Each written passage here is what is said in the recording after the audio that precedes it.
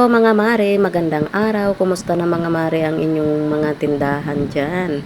Kung ako naman ang tatanungin nyo, ito mga mare, sipag at tiyaga lang. Minsan okay, minsan hindi.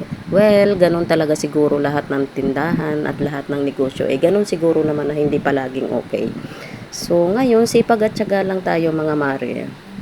At ayun na nga, fast forward na nga tayo mga mare. Ayan, may nagtanong nga kung ano ang sikreto ko, bakit napapanatili ko ang aking tindahan. So, hindi lang talaga po ako nagpapautang. Yun lang po talaga ang sikreto ko. Pinaiikot ko lang ang aking puhunan. Mga mare, talagang napakahirap din maningil. At saka kung ubos na yung puhunan mo, tapos wala kang pamalit, ayun. A few moments later.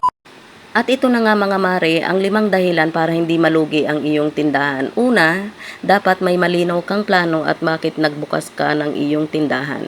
Number 2, huwag magpautang. Number 3, huwag mong ihalo ang benta sa personal mong pera at huwag magastos ng pera sa tindahan lalo na sa iyong luho. At pang-apat, huwag masyadong mabait sa customer dahil madali ka lang mautangan. At pang-5, ayusin mo ang iyong pagpresyo ng huwag mababa, huwag din masyadong mataas. So, ayan lang mga mare ang aking update. So, thank you for watching. God bless.